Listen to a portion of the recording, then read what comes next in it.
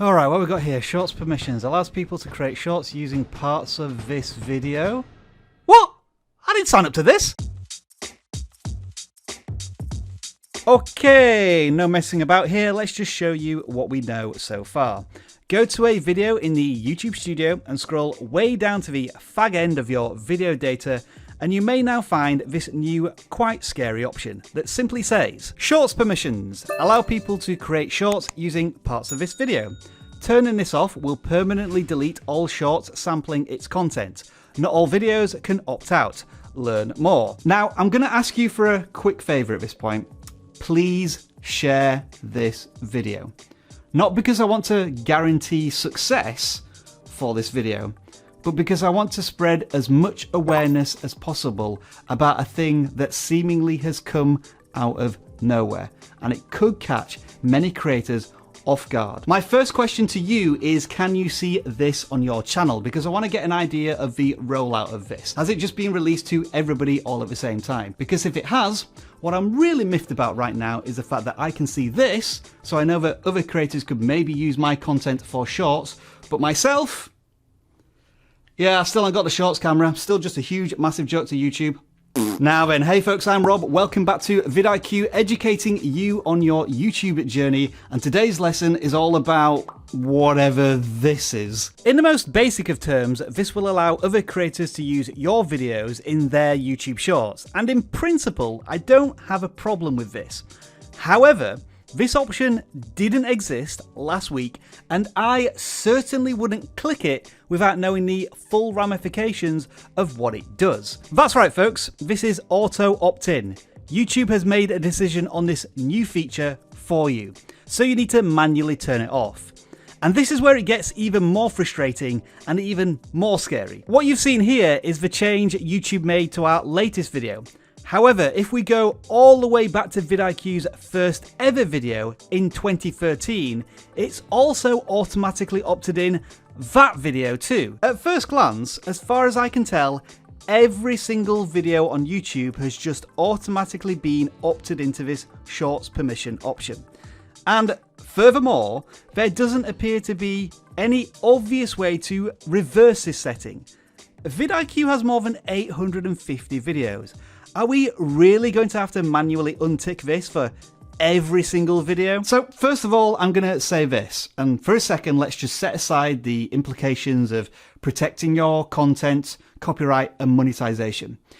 YouTube, this isn't cool. Please don't add an option that changes the state of our video content and automatically opts us in without an easy way to reverse that decision. Now, I apologize YouTube if I'm jumping the gun here and I've missed something, and thank you in advance if you do supply us with tools to automatically reverse these changes to our videos. But when you add a feature like this and you don't tell us anything about it, oh, that's frustrating. Also, what does not all videos can opt out mean?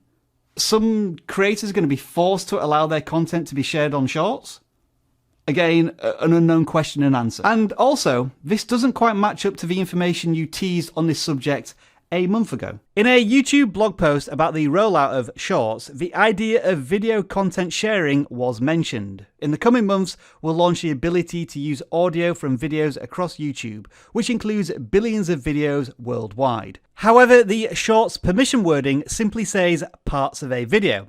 So is it just audio? Or is it video as well? This is the point at which it would be really useful for me to have access to this shorts camera so I could test this out myself. So this is a general call to any creators who have this shorts camera already. Are you able to pick parts of other people's videos to use in your own YouTube shorts? My guess is no one has access to this specific feature just yet. They've just released the option first, and it feels like they've dropped the ball because everybody, including myself a little bit, is panicking. Further on in the article, YouTube do mention that creators can opt out.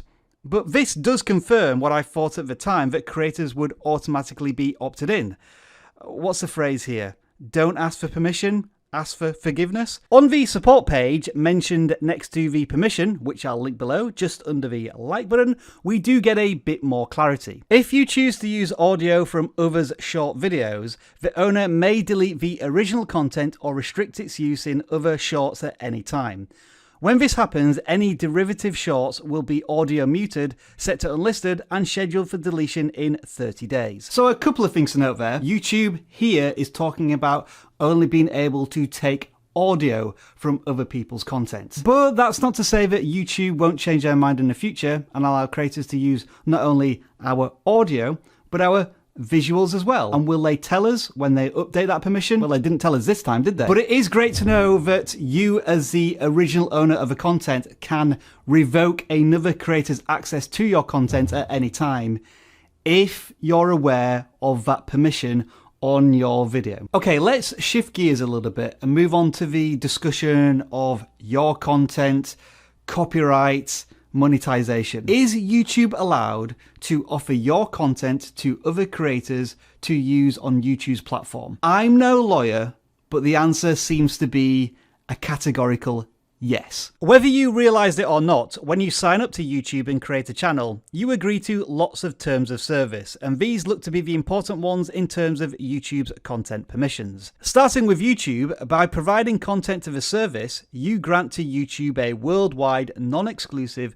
royalty-free sub-license and transferable license to use that content in connection with the service and YouTube's businesses, including for the purpose of promoting and redistributing part or all of the service. Again, I'm no lawyer, but that sounds like YouTube can pretty much do anything they want with your content. The reason they don't exploit your content is because they want to keep a good relationship with you so that you carry on using YouTube. But just below the license to YouTube is the license to other users.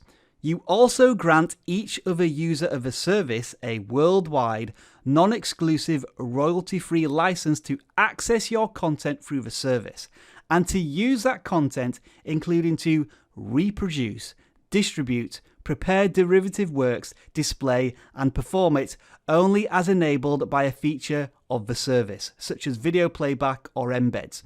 And video playbacks in this sense could mean, and I think it does mean, YouTube Shorts. At this point, as creators, we have to remember this. We are all on YouTube's rented ground.